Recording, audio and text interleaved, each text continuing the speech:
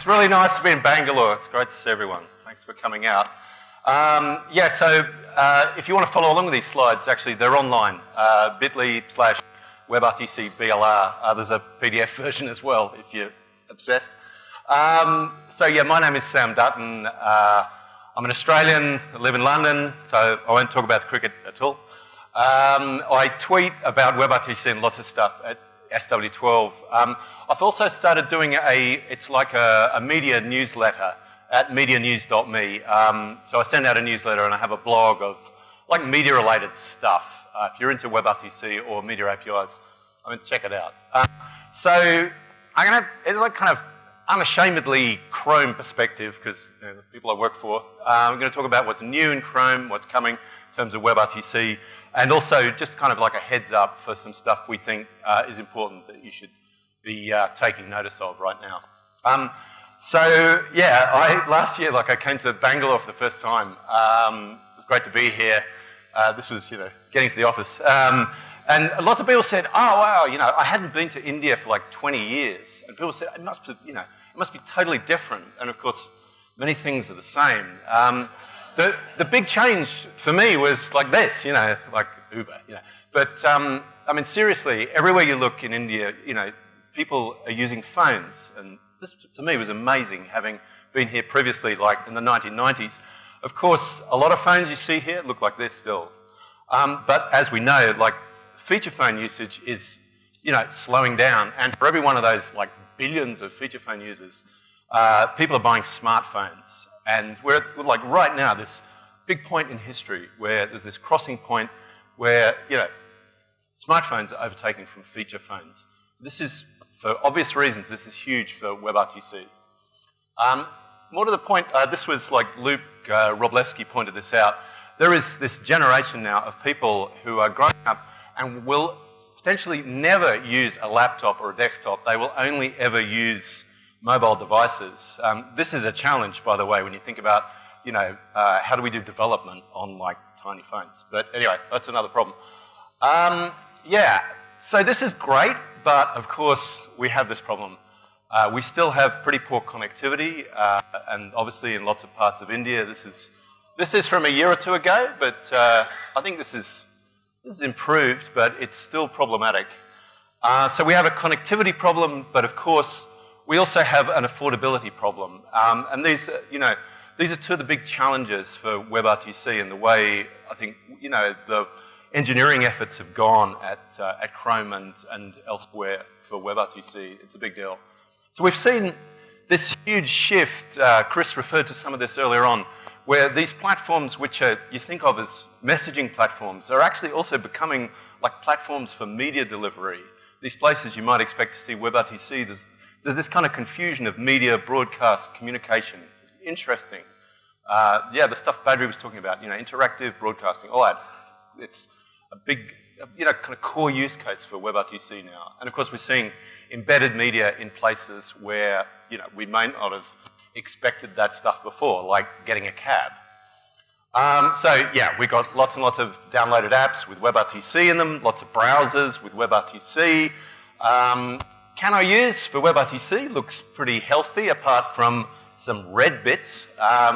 We learned earlier on, of course, that we're getting WebRTC for Edge, which is great, maybe even VP9.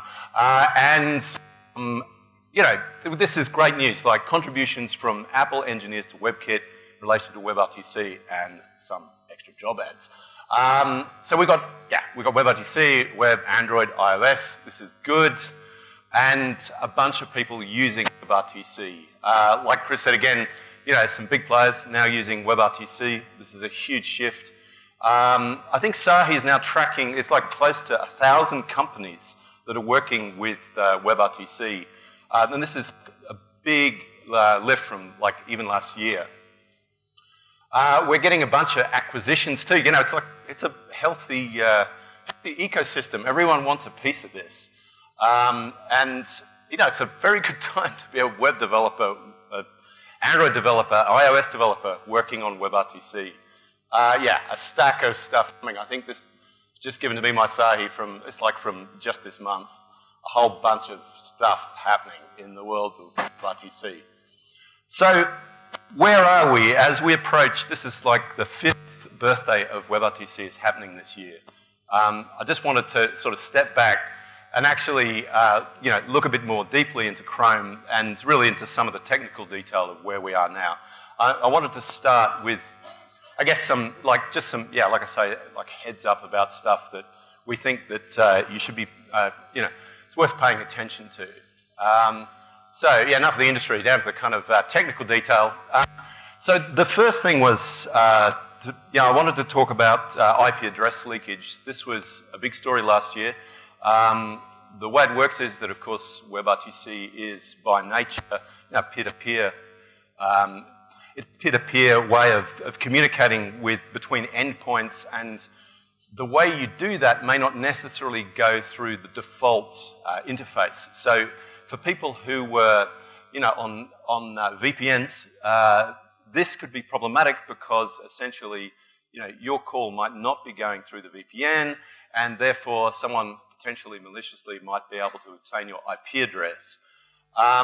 So what we did to get around this was to release an extension called Network Limiter, which forced all WebRTC calls, despite the cost potentially to performance, all calls to go through the default HTTP interface, which was fine. But we've actually gone a step further now and made that the default behavior for WebRTC. Now, the thing to remember here is that first sentence, which is that, if a user grants camera permission, you will still get access, they will still get access to WebRTC doing routing in the most efficient manner. But that means it's not possible, though, for someone to do that silently. So if someone explicitly grants permission, then the routing may not be through the default HTTP interface. And what that means is there's no way for people to do this silently. So, for example, setting up a peer connection without actually doing a get user media call, that's not going to be possible now.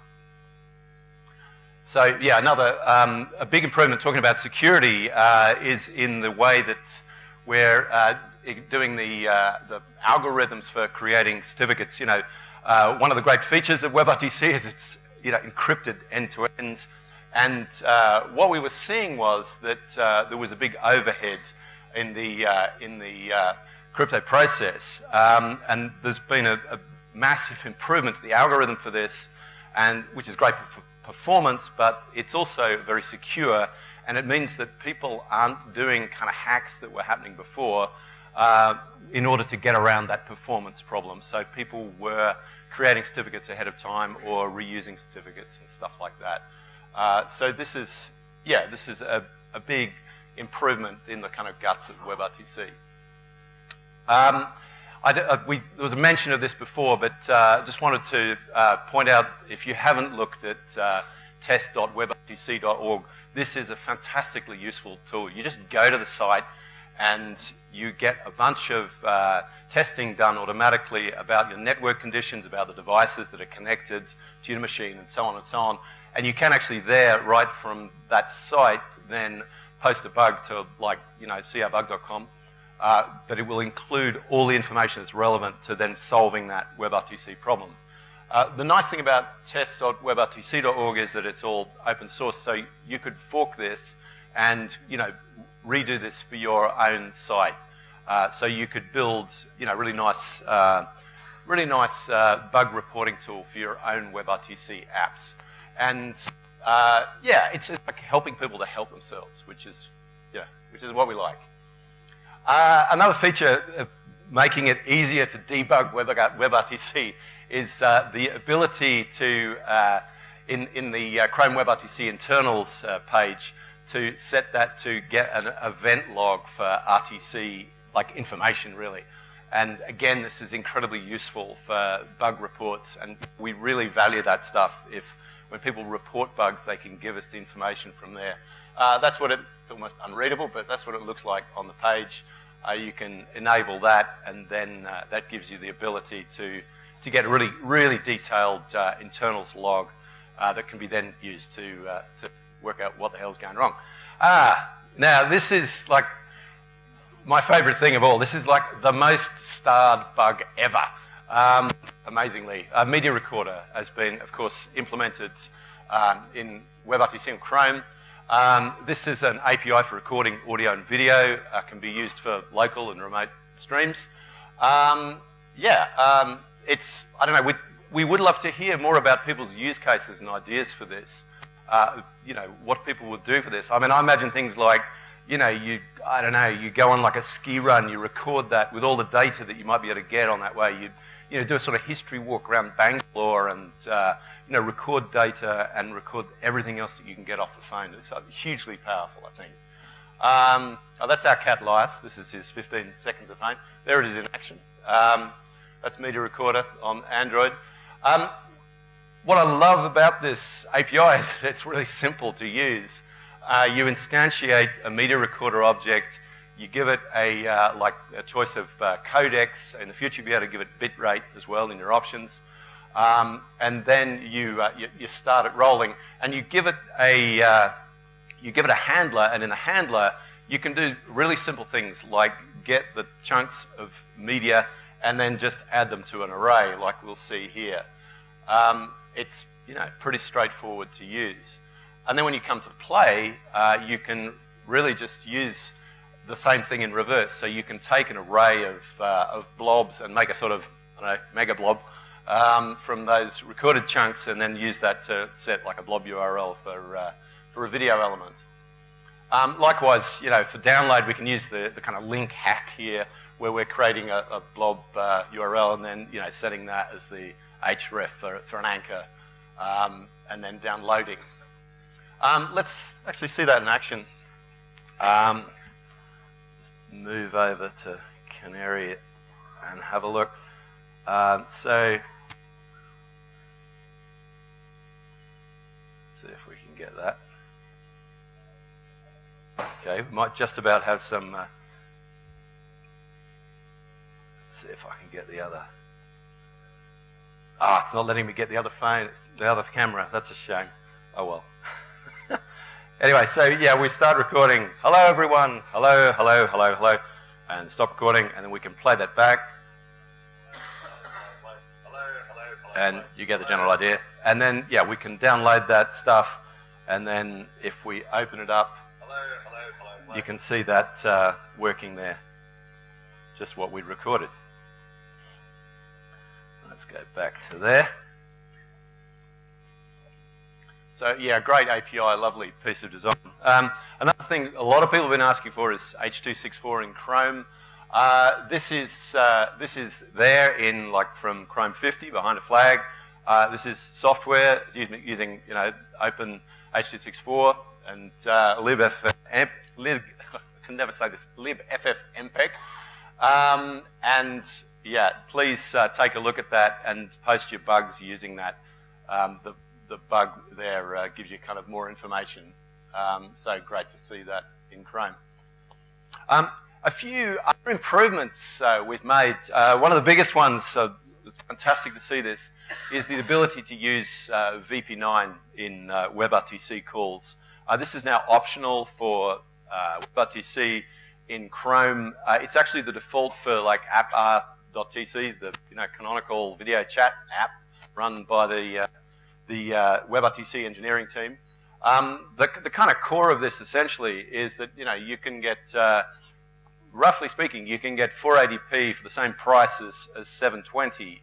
There is a CPU cost, but what this means is you can get much better quality over the same bandwidth.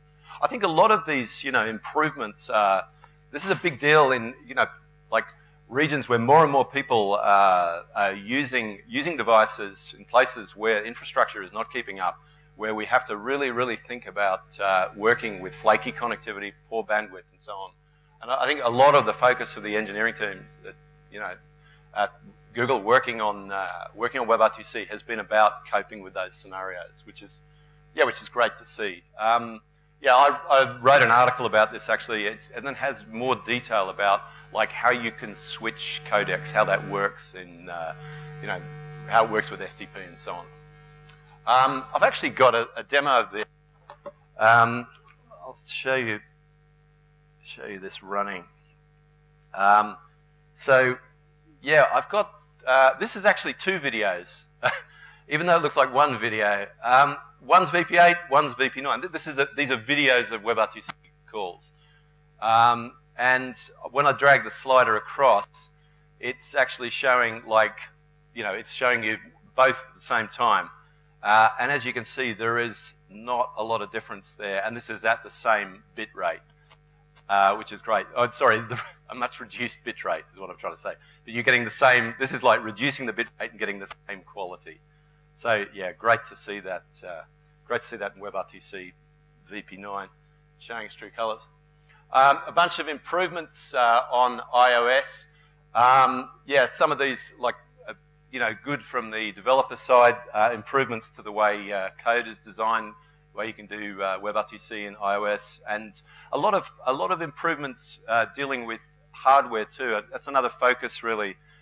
Same on the web. Efforts to cope with. Like say, if you're on a WebRTC call and you get a phone call, how does the browser cope with that? How do we work with built-in speakers and Bluetooth and so on? A lot of efforts to cope with those stuff, coping with the capabilities and the complexity of hardware.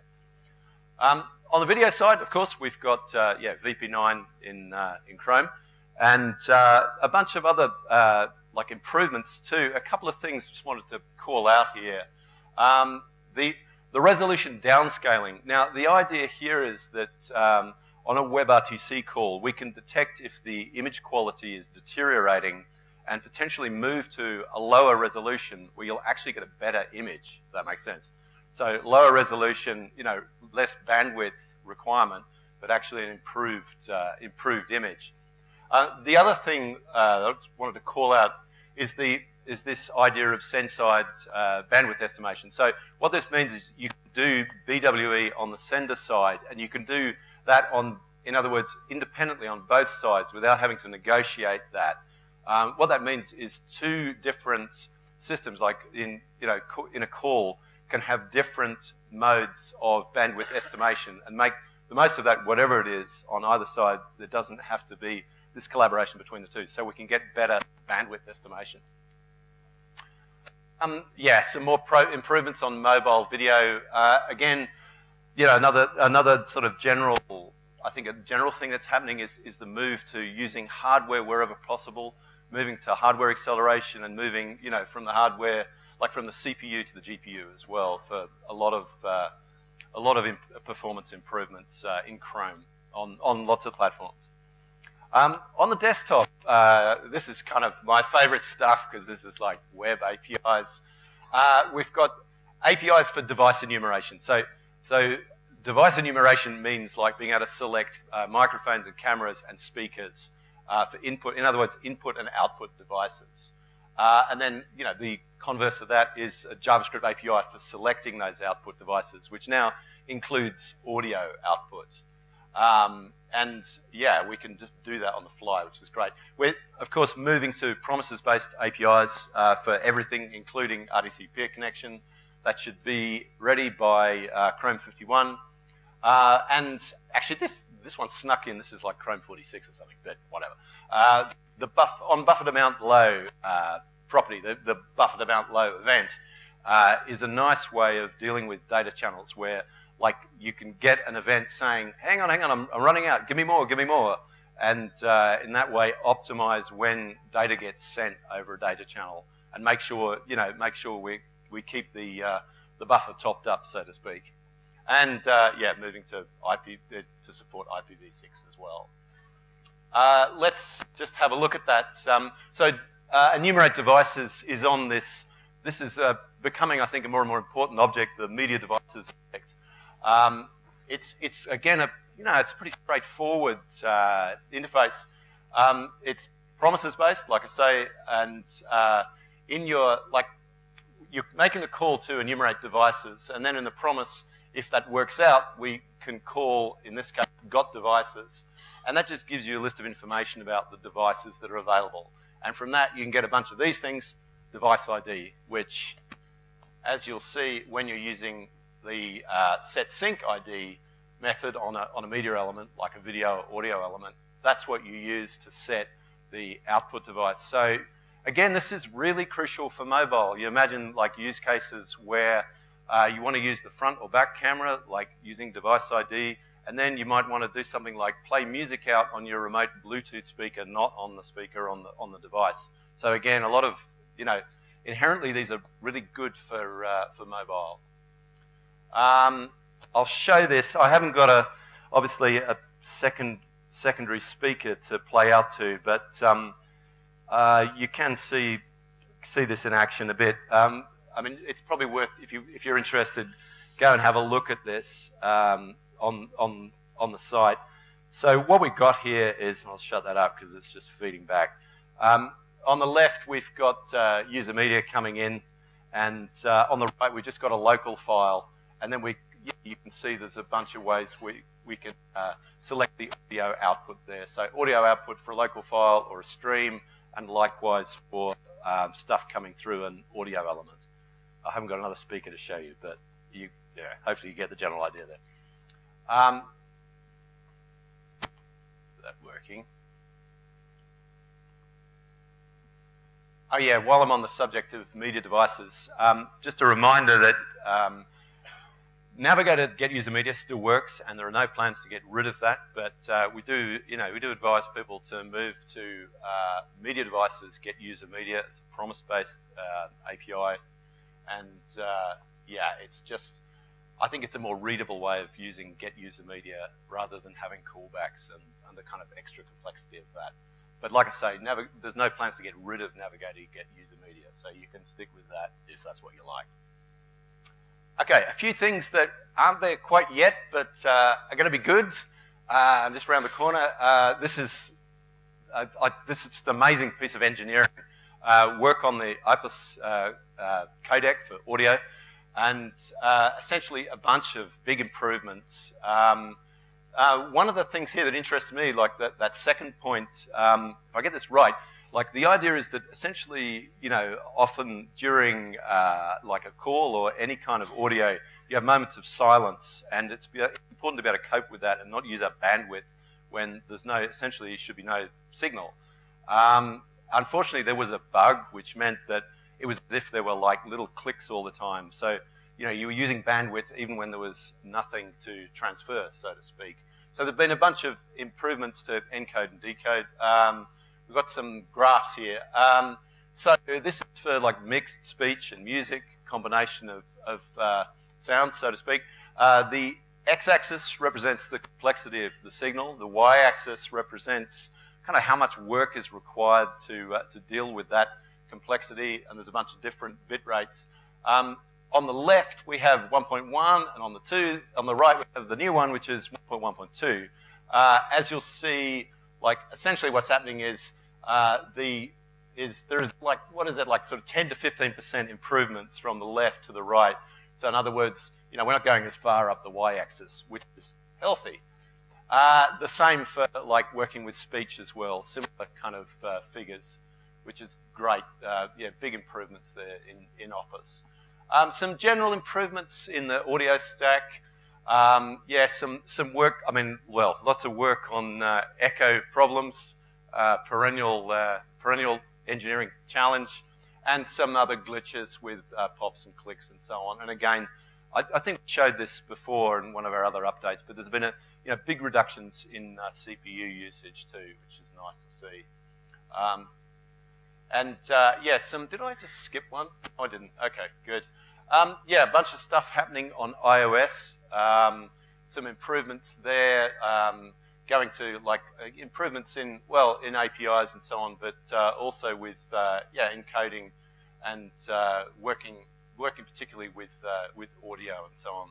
And there were some like glitches and crashes as well, which have been fixed.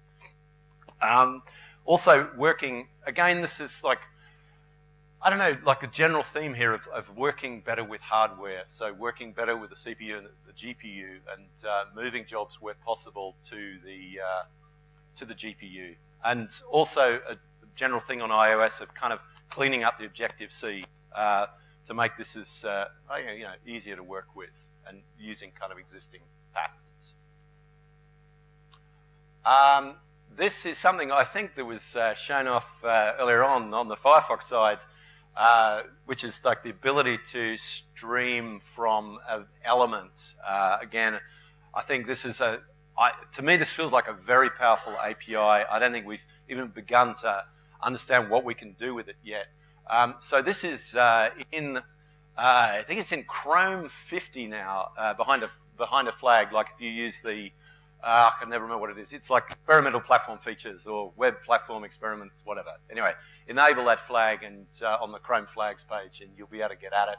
I'll show. Just want to do a couple of demos of that. There's a stack of use cases for this, where you can mix different types of content, put them on a canvas, and then restream them, applying WebGL effects and all kinds of things. Let's have a look at a couple of those.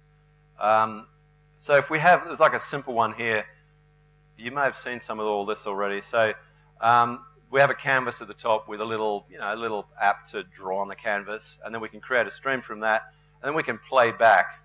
If we drag down, you can actually see it's happening.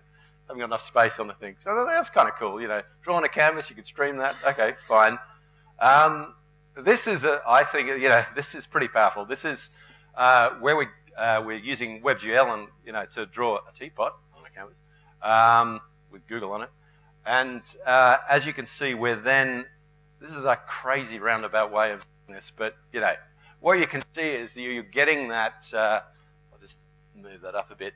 You're getting that teapot streamed via capture stream. Yeah, incredibly powerful. And the kind of, I guess, the obvious one here is the ability to do stuff with. I could show you from the audience side, but anyway, that's not going to happen. So yeah, the ability to use effects on cameras and then stream that as well. So if we add an effect, we create a stream, we play this back, you see we get these weird WebGL filter effects. But that's all being done via capture stream from a canvas element. Hugely powerful for doing. I have no idea whatever you make of this. I think it's gonna see a lot of interesting applications. Improvements to screen share. I mean, I haven't showed it there, but there's like a general improvement with screen share is image quality. There's been a lot of work on that. There are a lot of really crucial use cases for screen sharing. Still, of course, like from an app, a lot of power to do stuff, and particularly with improvements where you can actually be able to stream a single tab. Not the whole window, not the whole desktop, but an individual tab. And obviously that's much more appropriate if you only want to stream like the content on the tab. And that's in Chrome 50 behind a flag. Also covering the ability to stream audio from a tab.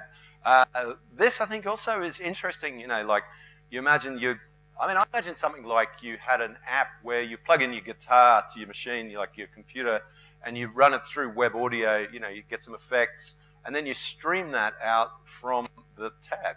Like you can do things like that. Anyway, that's the ability to stream audio as well as do video.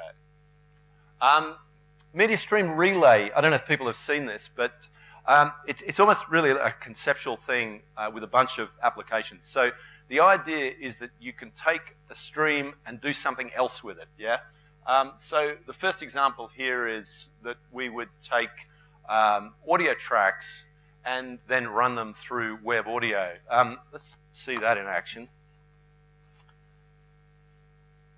So in this example, let's have a look.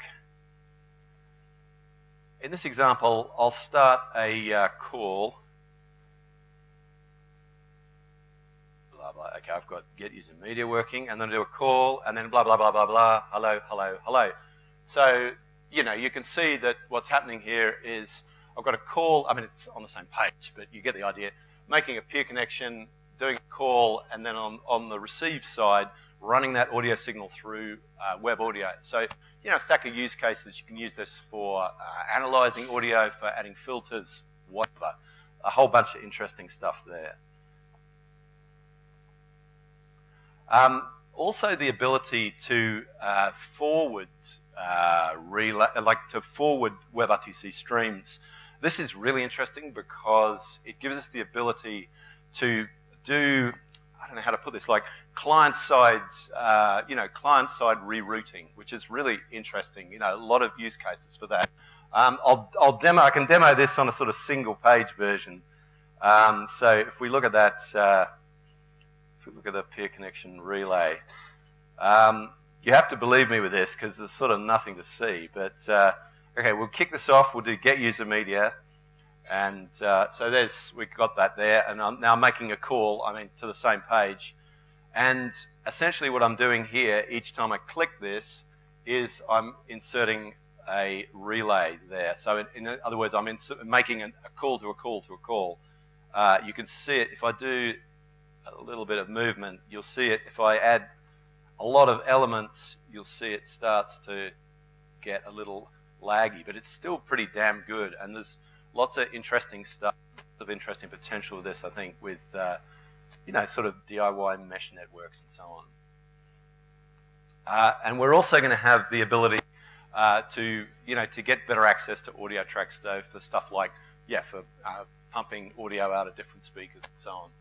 So some good stuff coming up there. Just this ability to do more stuff with streams and have more control. Kind of more stuff under the hood here, really.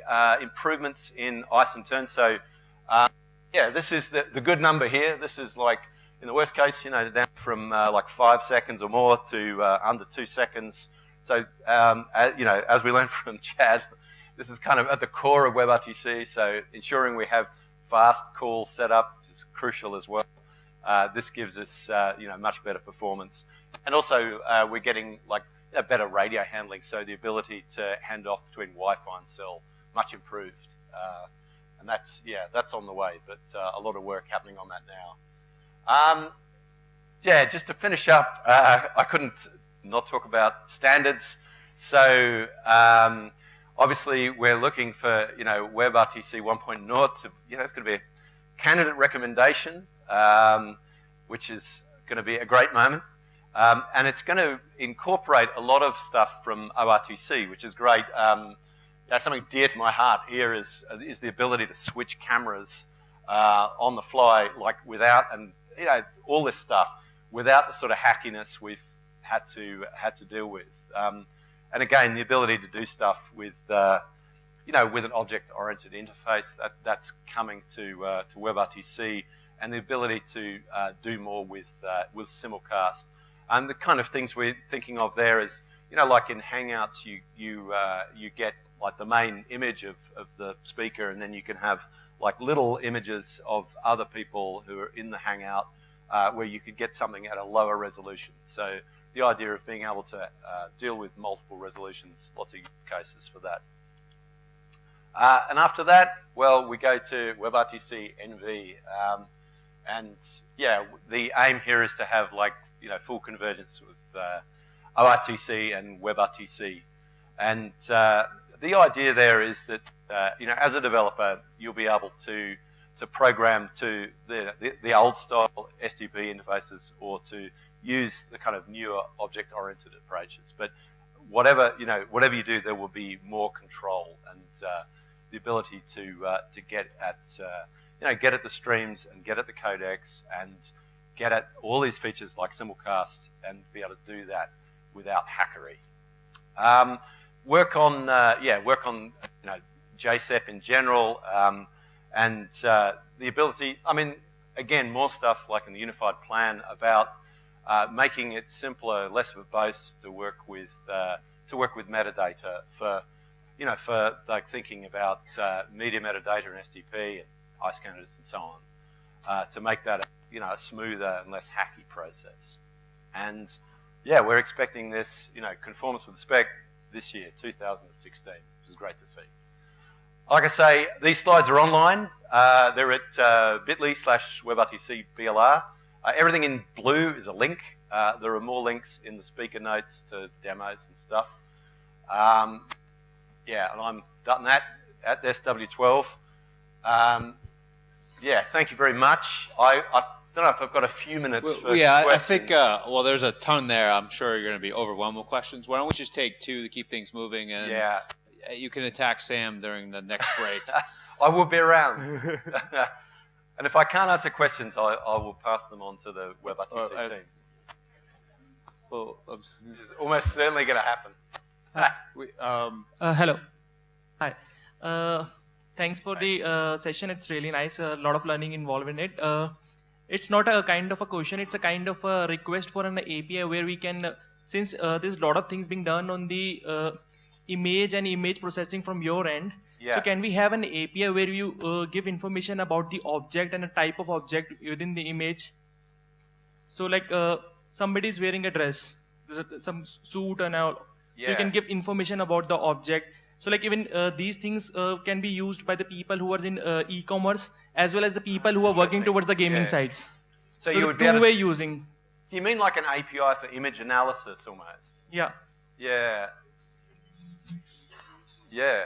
That's interesting. You know, it's because I mean I've seen obviously the stuff that people have done through Canvas and sort of kind of clever stuff like things like face recognition and so on. But yeah, I mean, something I've always thought of is also, it's kind of on a tangent, is, we've had web audio. I would kind of love to see something like web video, And, but yeah, is that the kind of thing you mean though, where you're talking about, like to be able to analyze an image and get data about that? Right. Oh, I see. Okay, so to identify an object within an image. Ah, got you. Sorry. Yeah, I get it. Like, say, is this person wearing the dress we sell? Whatever. Yeah. Yeah.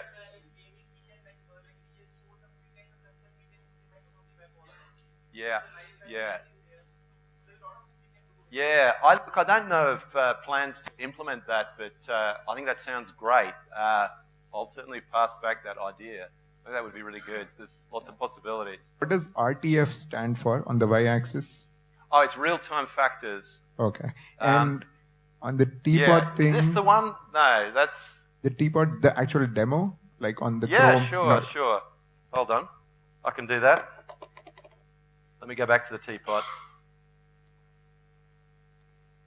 So I was just curious, when you're actually like changing the orientation and stuff, so are you essentially mirroring like some coordinates and sending them across to the remote end? So what's happening is essentially you're like the teapot's being drawn on the canvas with WebGL, and then my question is, are you redrawing it from scratch, or are you just transmitting the deltas in the orientation? So no, so we're transmitting a stream that's obtained from. Yeah, we're not transmitting a bunch of method calls. We're not transmitting the recipe, so to speak. We're transmitting, like, we're actually treating that as if it was, a video stream, and then, from capture stream. Then it's kind of hacky, of course. We're then like pushing that into a video element. All right. We really okay. Need to hand off your mic. Sure. That's all. A round of applause. That was really great. Thanks, Sam. Yeah. Thank you.